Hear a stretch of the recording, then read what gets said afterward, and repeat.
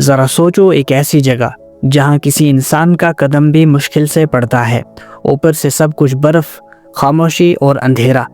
लेकिन इसी बर्फ़ के नीचे छुपा है एक ऐसा पावर बटन जिसे दबाते ही पूरी दुनिया की पॉलिटिक्स, इकोनॉमी और सुपर पावर की रेस पलट सकती है।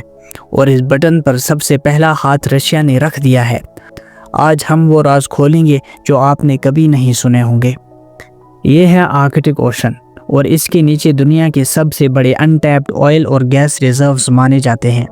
यूएस जियोलॉजिकल सर्वे के मुताबिक आर्कटिक में तकरीबन 90 बिलियन बैरल्स ऑयल और 1670 trillion cubic feet natural gas मौजूद है। ये रिजर्व्स दुनिया के टोटल अनडिस्कवर्ड ऑयल का 13% और नेचुरल गैस का 30% है। सोचो ये कितना बड़ा गेम है। जब मिडिल ईस्ट में ऑयल के लिए लड़ाई होती है तो आर्कटिक जैसा गोल्ड माइन अभी भी मोस्टली अनटच्ड पड़ा है। जब दुनिया के लीडर्स क्लाइमेट समिट्स में रो रहे हैं, रशिया क्वाइटली आर्कटिक में अपना इंफ्रास्ट्रक्चर रेडी कर रहा है, क्योंकि आर्कटिक की बर्फ़ हर साल पिघल रही है और शिपिंग लेन्स खुल रहे हैं। यही है नॉर्दर्न सी रूट, एक नया शॉर्टकट यूरोप से एशिया तक। अगर सुएज़ कैनाल से जाना है तो 21,000 किलोमीटर का सफ़र है। नॉर्दर्न सी रूट से वो सिर्फ 12,800 किलोमीटर बचता है। इसका मतलब ट्रिलियन डॉलर्स की शिपमेंट्स, ऑयल टैंकर्स और कंटेनर शिप्स रशिया की परमिशन से गुजरेंगे और वो इस रूट से फीस भी कमा सकता है। रशिया आर्कटिक में सिर्फ मैप्स बना के नहीं बैठा, उसके पास दुनिया का सबसे बड़ा nuclear powered ice breaker fleet है जो बर्फ़ को चीर के भी शिपिंग लेन्स ओपन रखता है। इस वक्त रशिया के पास 7 एक्टिव न्यूक्लियर आइस ब्रेकर्स हैं और नए और बन रहे हैं।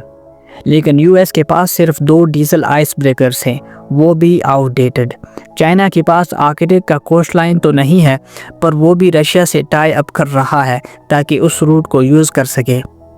2017 में रशिया ने आर्कटिका क्लास का सबसे बड़ा आइस ब्रेकर लॉन्च किया जो 3 मीटर मोटी आइस को भी तोड़ सकता है।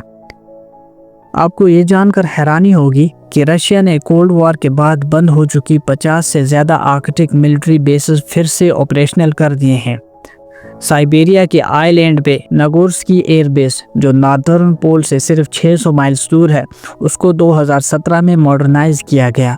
मॉस्को के एक्सपर्ट्स खुल के कहते हैं जितना आर्कटिक मेल्ट होगा उतना हमारा इन्फ्लुएंस बढ़ेगा। और ये सिर्फ एनर्जी का नहीं, मिलिट्री और न्यूक्लियर सबमरीन डिप्लॉयमेंट का भी गेम है। यूएसए और नेटो भी अब आर्कटिक पर नज़र रखे हुए हैं, पर रशिया जियोग्राफिकल एडवांटेज और इंफ्रास्ट्रक्चर में डेकेड्स आगे है। इस आर्कटिक के पीछे सबसे बड़ा गेम है ऑयल और गैस का कब्जा और new cold war. Norway, Canada और डेनमार्क भी क्लेम करते हैं, पर रशिया ने यूएन को 2015 में फॉर्मल क्लेम दिया था कि नॉर्थ पोल से लेकर लोमोनोसो रिज तक पूरा शेल्फ उसका है। अगर ये एक्सेप्ट होता है तो रशिया के पास आर्कटिक ओशन का सबसे बड़ा चंक आएगा। बात सिर्फ रशिया की नहीं, चाइना भी ऑफिशियली नियर आर्कटिक स्टेट बन गया है और रशिया के साथ मिलकर जॉइंट ऑयल और एलएनजी प्रोजेक्ट्स चला रहा है। मतलब फ्यूचर में ये आर्कटिक किसी भी दिन एक एनर्जी वॉर जोन बन सकता है। आज से 50 साल पहले जब सोवियत यूनियन था, आर्कटिक पे कब्जा करने की इतनी अर्जेंसी नहीं थी क्योंकि आइस ब्रेक करना मुश्किल था। पर अब जब आइस खुद पिघल रहा है तो रशिया के लिए ये गिफ्ट है। और जब दुनिया सेव द अर्थ के स्लोगन्स लगाती है, Russia silently energy gold mine को एक्सट्रैक्ट कर रहा है, एक ऐसा हिडन रिसोर्स जो अगली ऑयल वॉर्स और सुपर पावर बैलेंस को डिसाइड करेगा। अब सवाल ये है, क्या अमेरिका और यूरोप रशिया को आर्कटिक का किंग बनने देंगे या एक नए कोल्ड वॉर में आइस के नीचे से जंग शुरू होगी? दुनिया के लिए आर्कटिक एक बर्फ़ से ढका हुआ सफ़ेद डेजर्ट हो सकता है, लेकिन रशिया के लिए यह बर्फ़ फ्यूचर पावर का ब्लैंक चेक है। बर्फ़ पिघलने से दुनिया पे क्या असर पड़ेगा ये तो आने वाला वक्त ही बताएगा, लेकिन आने वाले कुछ सालों में दुनिया का नक्शा बदलने वाला है। आप क्या सोचते हैं, आइस कब पिघलेगा और किसके हाथ आएगा ये आर्कटिक ट्रेजर? कमेंट्स में बताओ और चैनल को सब्सक्राइब करना मत भूलना। मिलते हैं एक नए वीडियो में।